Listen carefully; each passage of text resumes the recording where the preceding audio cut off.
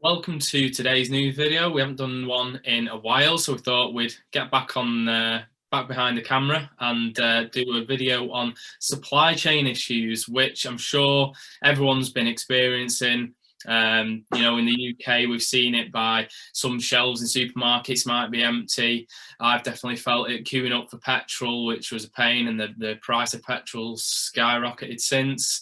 You've seen it in the new car market, the lack of these chips that they talk about, and even right the way down to a McDonald's milkshake, they've been struggling to get on time and meet demand.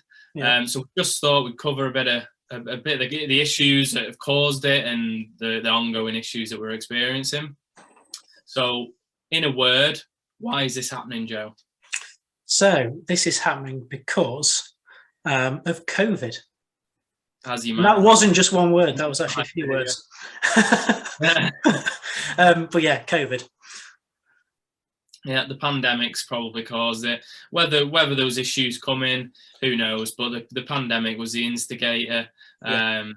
And it started obviously in China with their factories and offices closing. That then slowly spread as the disease spread across the world.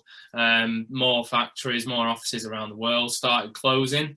And as you might imagine, this causes disruptions down the line. So the effect that it had essentially was a change in the pattern of our spending. So we kind of think, people were still earning. Me and Joe, we still had a job. We didn't go on furlough, so we were still earning our normal we were obviously lucky to have. Of course, yeah. But yeah, there's still a lot of a couple of other mates as well. They still worked. And then even those who didn't work had furlough, didn't they? So you earn, I think in the UK it was 80% of your wage. I think the US had a similar scheme. I think you know a bit more about their scheme than I do. Well, it was fairly similar to us, essentially paying people who couldn't work. It basically meant that people were still earning their nigh unusual wage, so it wasn't a lack of income. But so this was just, for economic terms, essentially called fiscal stimulus, and this was essentially a fiscal stimulus package that the governments around the world put together to prop up the economy, essentially. And so the effect that we notice it has and how it's come about into the issues in supply chain is that people, due to restrictions, no longer spent on the usual going out stuff. So the things that came to mind for me were things like, going to bars, to restaurants, to cafes, to pubs. And Joe brought up another really good one, was holidays. Imagine if your average family spend, I don't know, but I'd imagine a few grand. If they no longer could spend that in the summer, then they're buying consumer durables. Is what kind of referred to in economics anyway. So physical products. So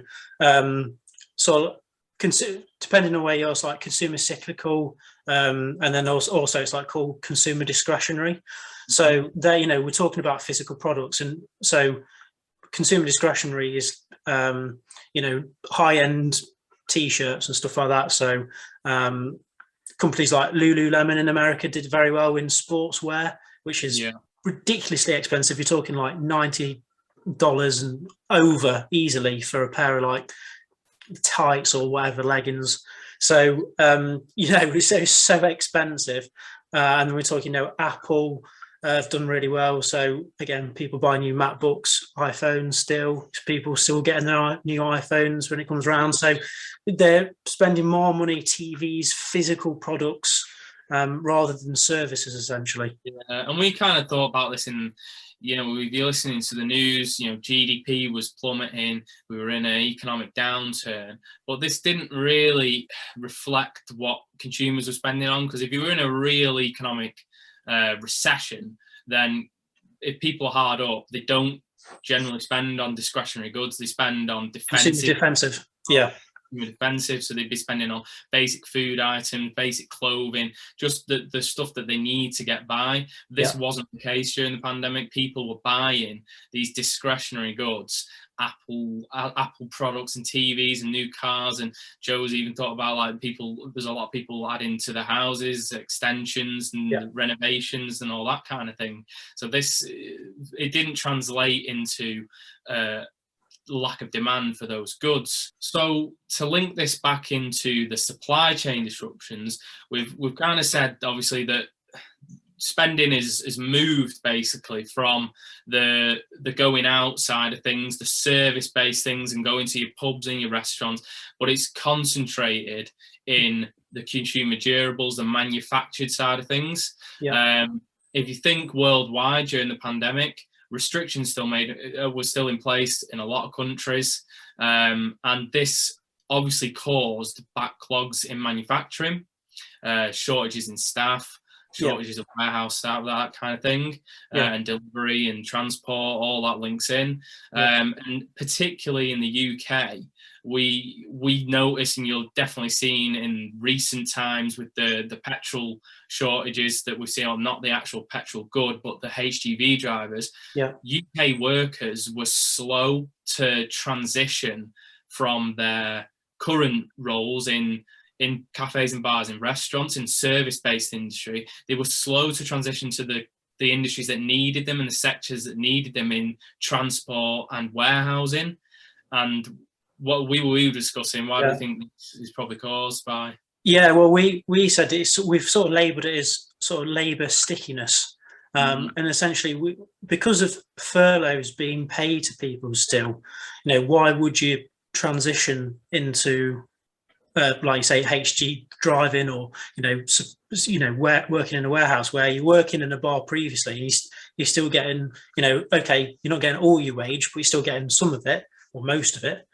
And like Andrew said, remember, going back to the shift in demand, the concentrations meant that you've got a concentration of demand. Okay, it might be a little bit less than it was overall demand before, but that concentration in them sectors are so high, but you've not got the staff there to support it.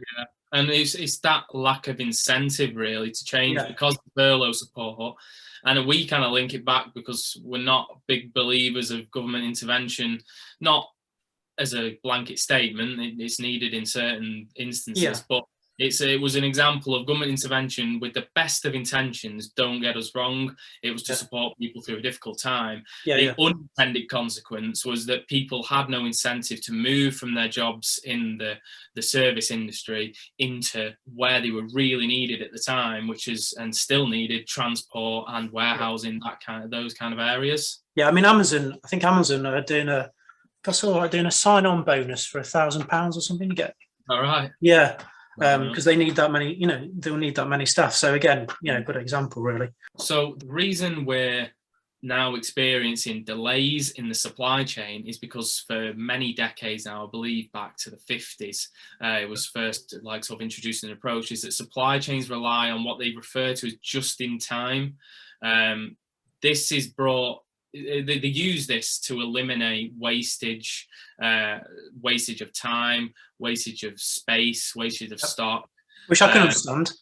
Which makes sense, obviously, and it's a good idea, but it highlights its vulnerability in times like this. Is as soon as one part of the chain falls and doesn't deliver on time, there's no backups, there's no reserves in place, and that comes and is sort of displayed by all the shortages and delays that we're seeing now. And it means, like you say, it's just vulnerable, and because of the sort of the distance and length of supply chains, all the way from China. China is far away, so if it's just in time and one little thing changes, then you can imagine the chaos really it causes. It's called, doesn't it? It's called on. Or a lot of people have now calling for more in-house, or what's fucking onshoring. Onshore manufacturing. So having more of the manufacturing process in your own country. So the UK having more of them. I don't know the numbers myself personally of how much we rely on imports, but we know it's a massive chunk of it. If we can get more of that manufacturing process on UK shores, there's going to be less disruption if there's delays in China or in India and Russia or wherever it is. And obviously, we can't always rule out that there still wouldn't be delays, because you'd have to have like materials come from different places, because you obviously can't mine everything from one place. But yeah, onshoring just allows that probably a bit more flexibility, and also getting stuff from other countries, and not just maybe one country, several countries. Just allows that flexibility. If something does go wrong, then we'll probably still have that product there ready for the consumer anyway. And lastly, we're going to kind of cover how this has affected business. So we were reading into this a little bit, and one of the sort of facts that shocked us was pre-pandemic, the cost of transporting a container from East Asia to Europe was around just over £1,000, which we thought was incredibly cheap anyway. Yeah, we thought it was pretty good. That was amazing. No wonder stuff's so cheap to get from China, and it's not worth producing in this country at that time. But now, post-pandemic, or in the midst of the pandemic, whatever you want to call it, that price has actually increased tenfold to nearly £11,000. So it's a staggering increase, really, and you're seeing it in ports across the world. So I think there's a couple in California. The shipping queues for what are they called container ships. Cargo ships. Getting to the port, so it's sometimes up to 50 ships long, whereas pre-pandemic it was maybe 2 ships. This all has the effect of causing delays further down the supply process, and that's why if you're ordering something, it might now take not 2 days, it might take 2 weeks. 100%. Yeah. So that's it. That's our 6 cents on this topic. How long people think it's going to last, experts differ in their opinions. Some people have said that October was the worst month and we're now getting over the worst of it. Some people saying it could take another 6 months to a year to get back to normal supply chain procedures. So, I mean, we're yet to find out, but we hope you've enjoyed the video anyway. We've enjoyed talking about it, learning a bit more about it. And if you have any questions, do leave them in the comments. Please like and subscribe to the channel, and we'll see you in the next one. Yeah, see you soon. Thanks for watching. Hi, everyone. Thanks for watching that video. I hope you liked it. Anything you got to add, Andrew? Yeah, please subscribe to and share the channel, and there should be a recommended video or 2 recommended videos for you on your screen. Please keep watching our videos, and we appreciate the support. Thank you very much.